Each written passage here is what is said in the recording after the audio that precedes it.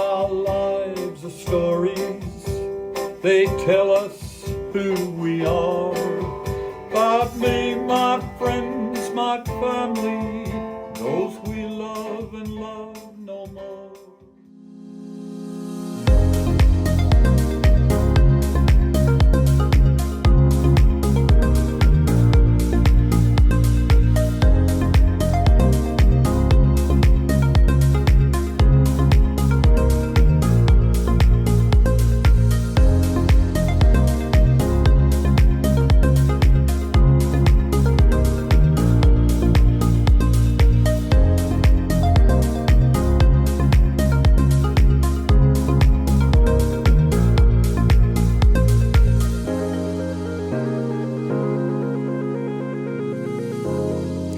Hi everybody, welcome to another session of the 2023 Literature Symposium. I'm Jenny Ryan, the editor and digital publisher for Reading Australia, and I'm here to bring you a fantastic conversation about the power and pleasure of First Nations literature. It's only fitting that I begin by acknowledging the Gadigal of the Eora Nation, the traditional custodians of what we now call Sydney, where I stand today. I pay my respects to elders past and present and recognise Aboriginal and Torres Strait Islander peoples as Australia's first storytellers, who always have and always will speak with clarity and courage about who we are and who we might yet become. Reading Australia is an initiative of the Copyright Agency, an Australian not-for-profit that collects licence fees and distributes copyright royalty payments for the reuse of text and images. It's managed by the Copyright Agency's Cultural Fund, which supports Australia's writing, publishing, and visual arts sectors through grants and fellowships, including $15,000 for an experienced teacher or teacher librarian in the field of English and literacy teaching. Reading Australia provides quality resources to support the teaching and reading of Australian literature in schools. This year, we celebrate 10 years and 275 resources and counting, spanning foundation through to senior secondary.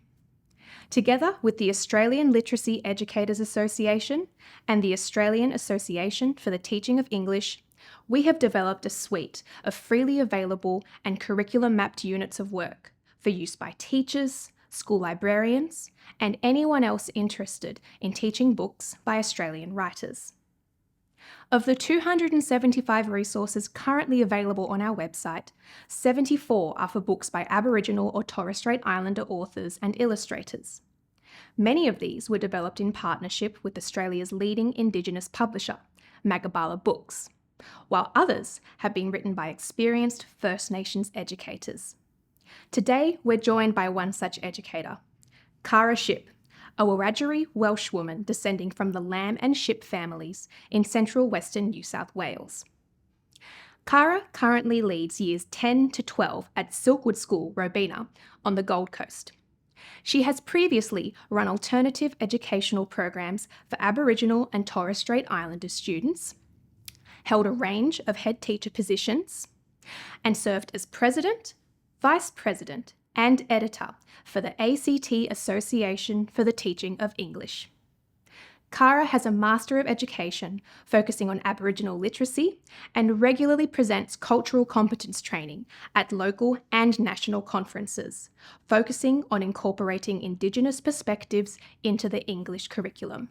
Hi Cara, thank you so much for joining us today. Hi Jenny, thank you for having me. Reading Australia has been tremendously lucky to have you on board as a unit writer. I was actually going through the website today, and by my count, you've written at least 7 resources, and you have another 2 on the way. And your earliest unit of work dates back to June 2015, which was for Ruby Langford Ginniby's Don't Take Your Love to Town. If you can cast your mind back that far, 8 years, did you ever think you'd be doing this kind of work for the better part of a decade? No, not at all. I think at the time I was working with some people through the Australian Association for the Teaching of English and was just invited to write the unit of work on Don't Take Your Love to Town. I really enjoyed doing it and so it just flowed from there and I kept getting offers to do more units. Well, it's been a real treat for us to work with someone of your calibre for so long, particularly because you're so knowledgeable and passionate about First Nations stories. And today, there is such a huge appetite for those perspectives both in and out of the classroom. Before we dive into that part of our discussion, though, let's talk a little bit more about you. Tell us about your background as a teacher and how you came to be a unit writer for Reading Australia. Yeah, so I'm a Wiradjuri woman from Dubbo originally, and I decided at a very young age that I wanted to become a teacher, and I was interested in teaching reading and writing and literature.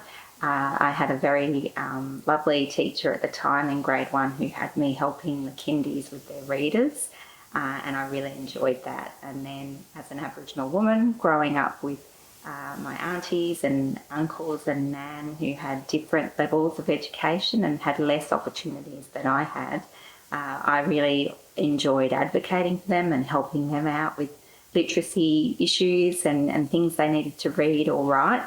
And that also then spurred me on to realise that becoming a teacher and working in English and helping students, particularly First Nations students, to engage with reading and writing and really use education to open doors to their future. I really realised that was my calling and that was what was really important to me.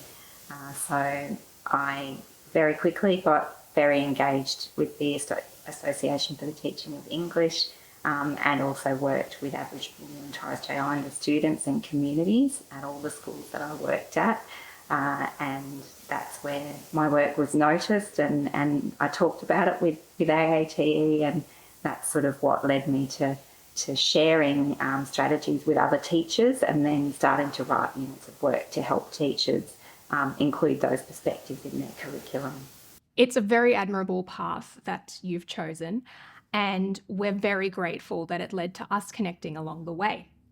Thinking about those resources that you write, do you normally have something specific that you set out to incorporate or achieve? Do you focus more on the content or on a particular goal or outcome, or maybe something else entirely? Yeah, I think for me it's about understanding the big themes of a text and really understanding the perspective of the author, what they're representing in terms of Aboriginal and Torres Strait Islander histories, people and cultures, and helping the kids to really understand on a deep level the messages that are coming out of that text and being able to empathise with the characters and gain an understanding that they can then take into their everyday lives, so that it's not just about appreciating fiction, because with First Nations authors, they write a lot about real life issues and historical perspectives, things that have impacted us over colonisation and the aftermath of that. And so I feel as though getting into those deep issues helps students to then take some knowledge out into the community and into their lives. You're a Wiradjuri woman as well as an educator. In your view, why is it important that teachers incorporate First Nations perspectives into their lessons, particularly when they're teaching First Nations content? Yeah, well, for a couple of reasons. I think that, as I mentioned before, good literature can really help to build empathy for the human condition. And in this case, for First Nations texts, it means that you're supporting students to really understand and empathise with First Nations people and understand a background to their histories and how they've experienced life since colonisation, but also their experiences of their cultures and the beautiful aspects of their cultures that still live within them today. I also think that it's important for First Nations students to really be able to come to school and see themselves represented in the walls of the classroom. That can have a huge impact on helping them to feel that they belong and helping to invite their voice into the classroom. And for me, that was a game changer. I didn't get to study a book by a First Nations author until I was in grade 11. So I'd done the better part of my school homeschooling without actually really seeing that part of my family and culture and history represented in class. And when that was brought into my class in grade 11, it really changed things for me. I became a lot more confident. I really found my voice as a student and really started to learn how to interact and put my opinion across in class discussions, which of course helped me then when I got into university. Before that, I'd been very compliant and quiet, and I'd get my work done, but I wasn't engaging in a really deep, authentic way with the classes and the teachers and the texts. So it's really important for that reason as well, to engage First Nations students.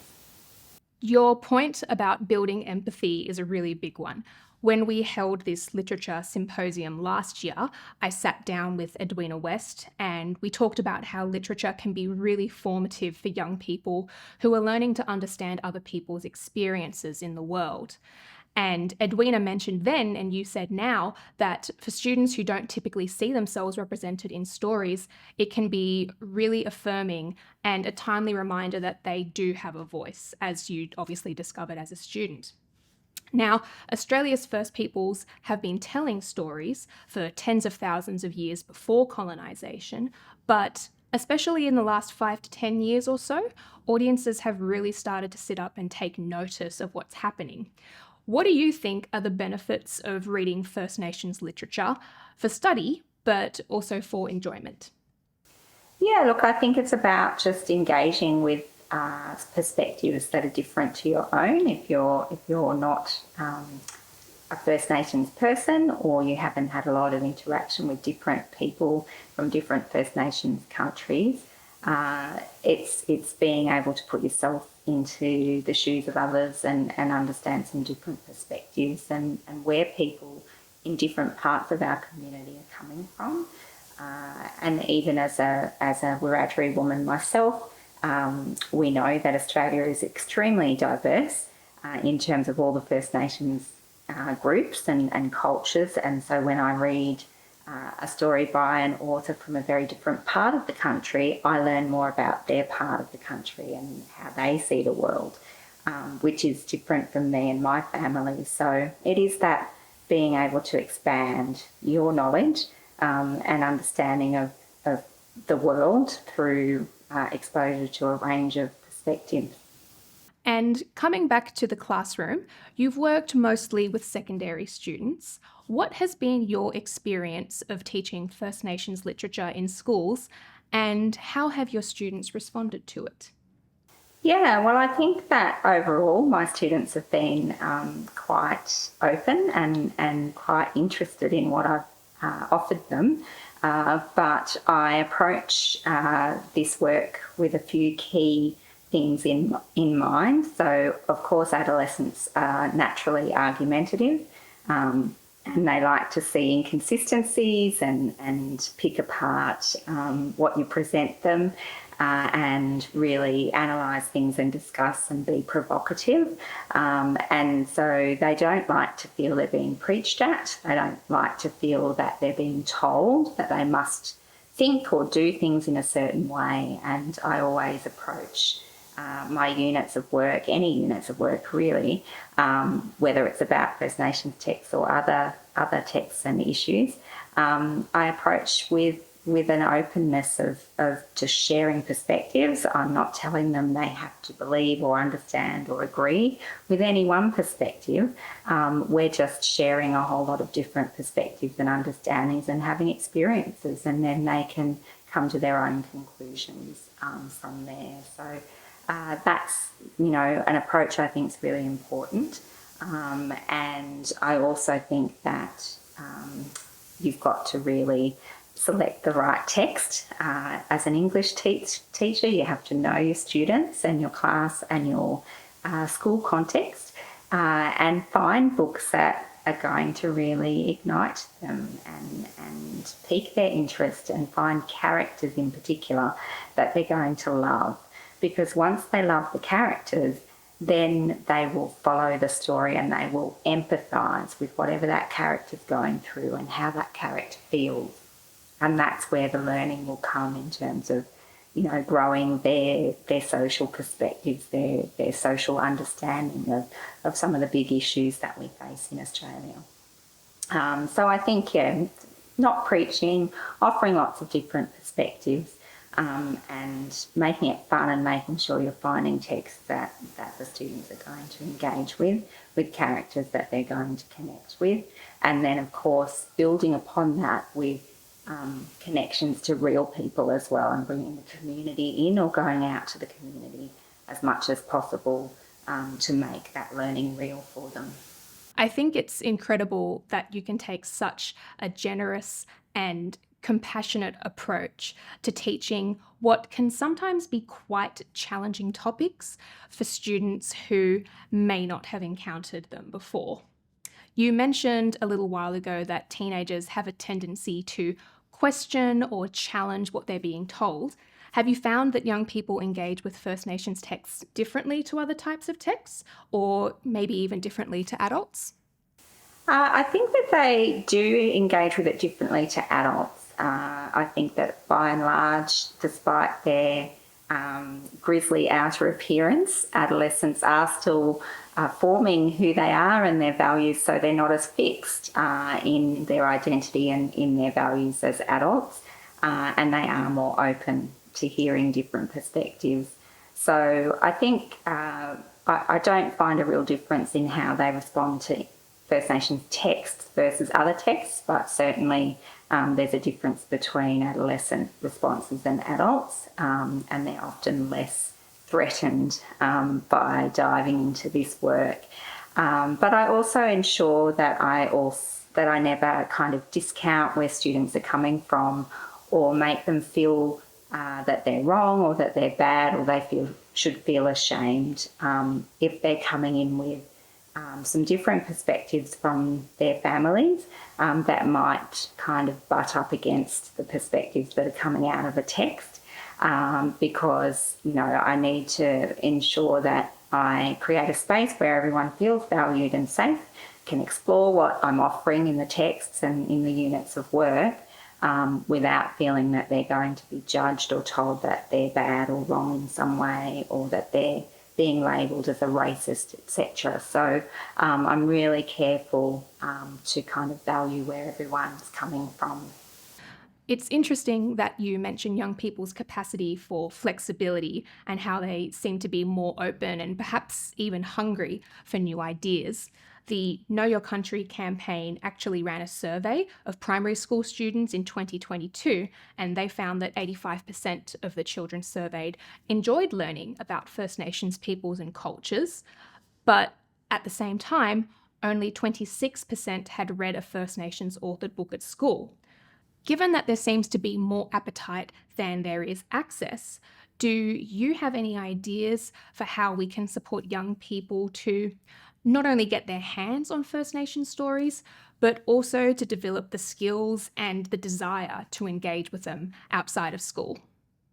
Yeah, look, I think the more positive experiences you can give students, the more likely they might want to pursue those experiences and people and opportunities outside of school.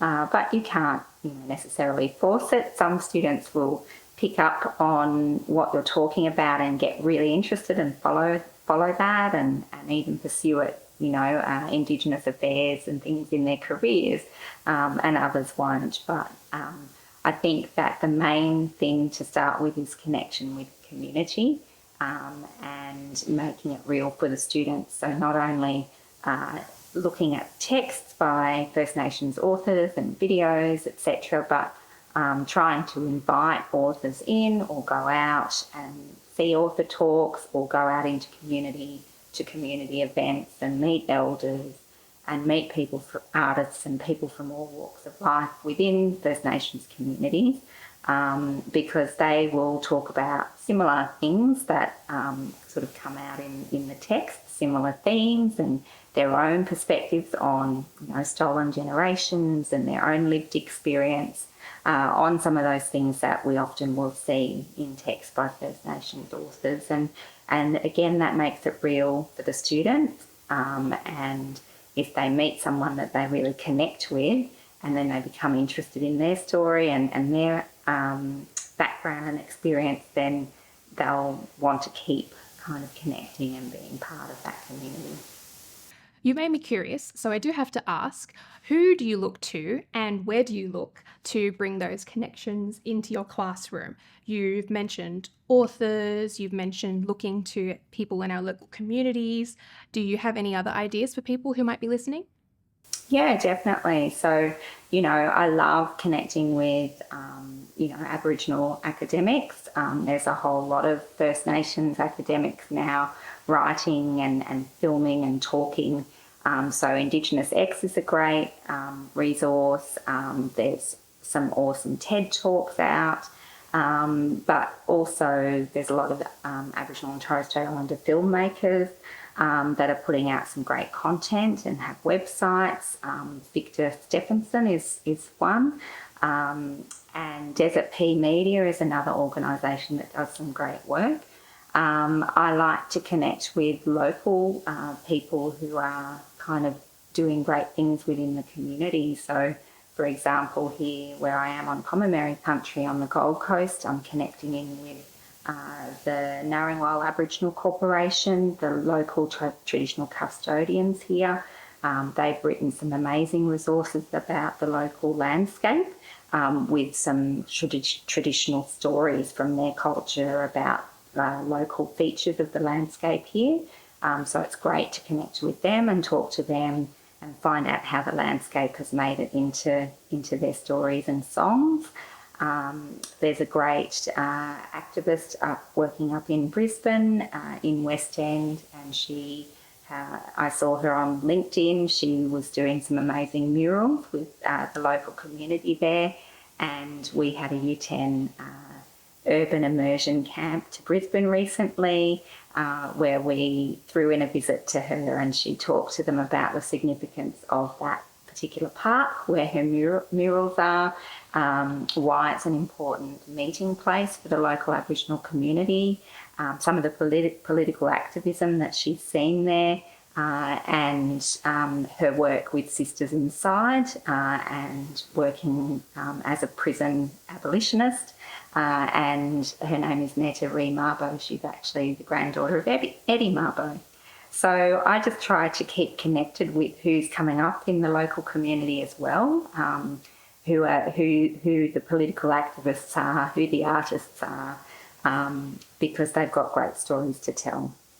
Sisters Inside is an amazing organisation, and those murals sound incredible. That's such a fantastic experience for students and also teachers to have. Speaking of teachers, you would be very aware from having written and presented about this so extensively that many non-Indigenous teachers still feel quite nervous to teach First Nations literature, despite having a lot of resources and the best of intentions to do right by the subject matter. What do you think is missing from the equation, and do you have any advice for those teachers? Yeah, well, I think the key is community connections, and that's what's missing from the equation, because you can't do this stuff in theory alone. So I encourage teachers to get out and be part of their local community and actually attend events in First Nations community context. So going to NAIDOC Week, Reconciliation Week events, going to a local First Nations author book signing, going to see First Nations artists and filmmakers.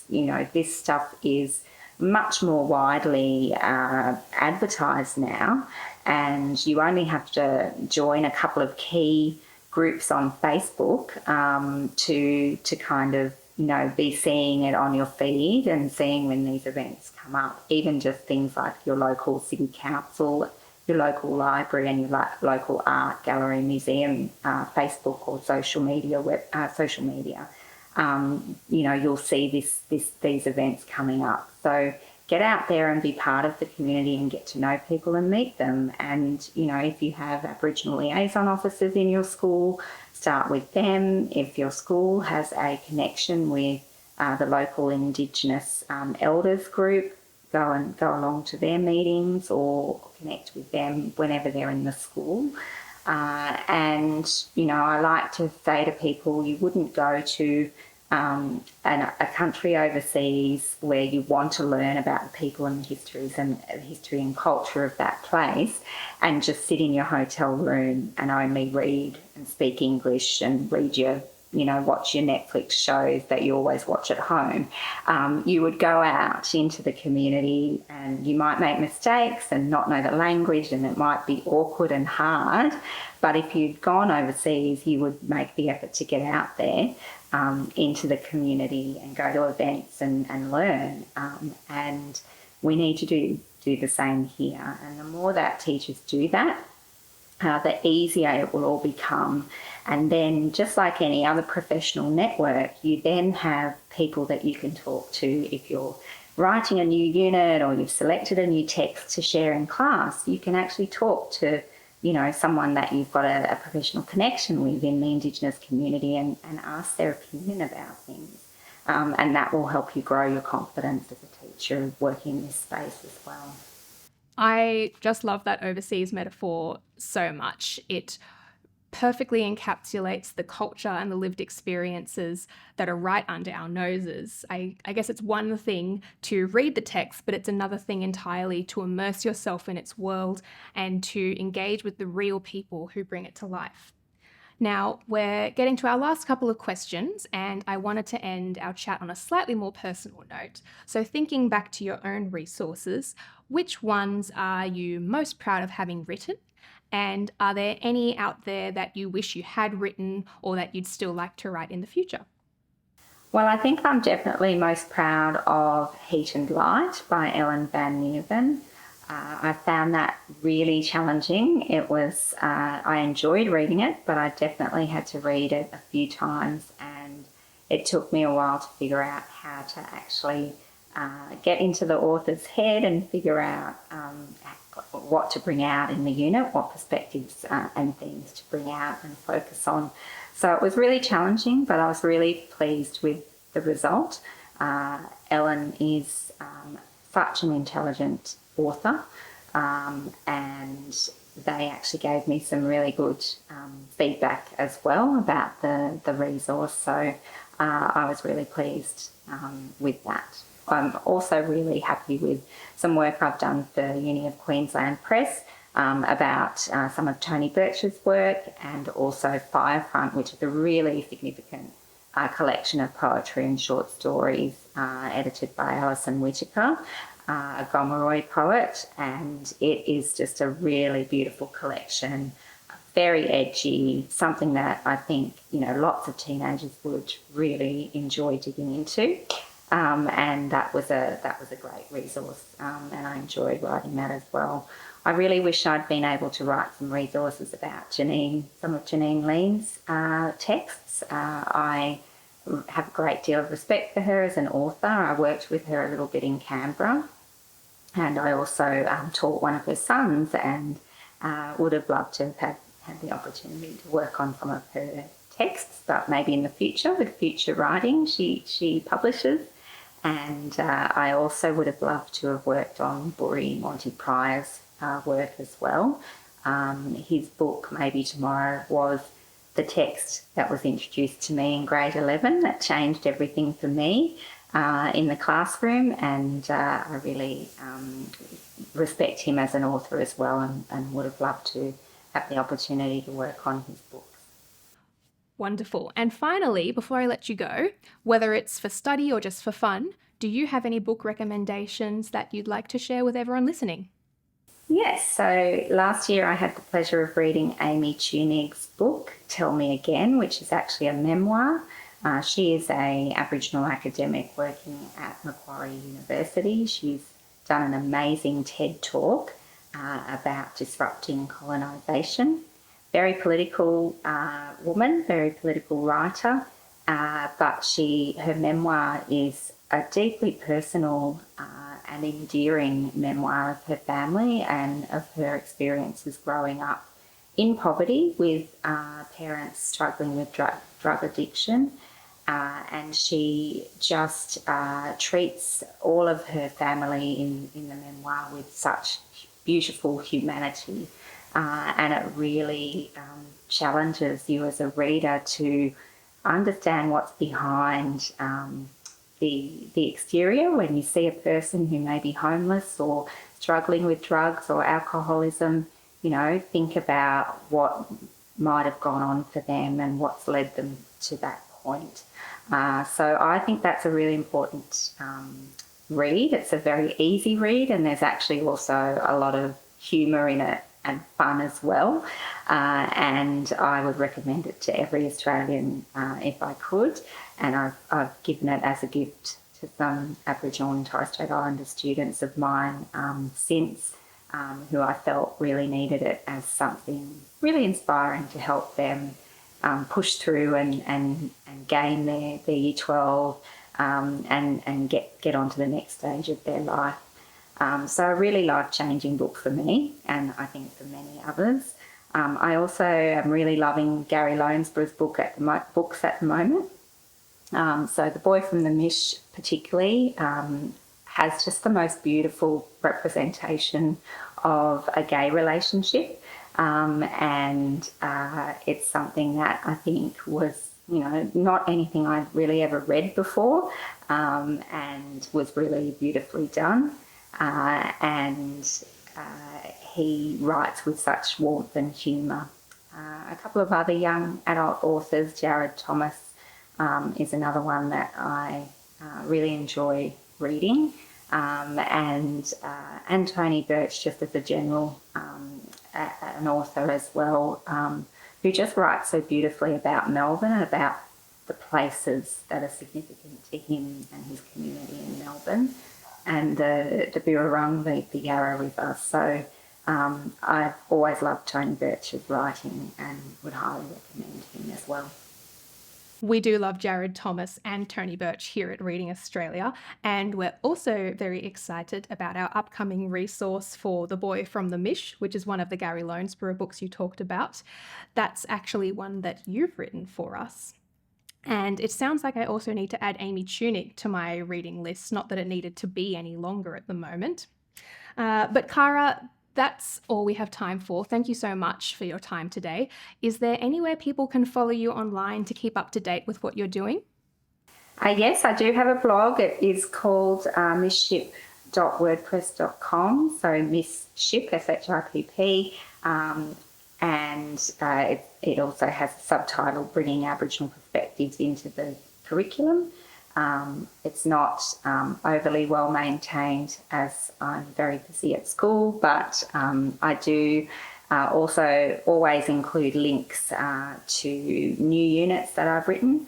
I do book reviews and have book lists and recommendations, and I also post any copies of presentations that I do for teachers and professional learning sessions that I run. Amazing. Thank you, Cara. It's been a pleasure. Thanks very much, Jenny. That's all from Reading Australia for now. But tune back into the symposium on the 2nd of August when our friends from the Australian Literacy Educators Association explore picture books and language revitalisation. Their guest will be Jasmine Seymour, a Darug woman and author whose books include Baby Business and Cooey Midigar, both of which you can find resources for on Reading Australia. Special thanks to the Foundation for Learning and Literacy, who have organised this free literature symposium once again. We all love a good story, and the right one can be incredibly life-affirming or eye-opening, so we hope you discover something that speaks to you over the course of this series. If you'd like to hear more from Reading Australia, you can sign up for our free newsletter at readingaustralia.com.au or follow us on any of our social media. Thank you again for joining us. Stay well wherever you are, and happy reading.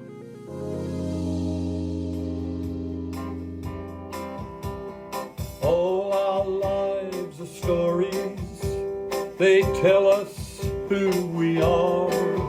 But me, my friends, my family, those we love and love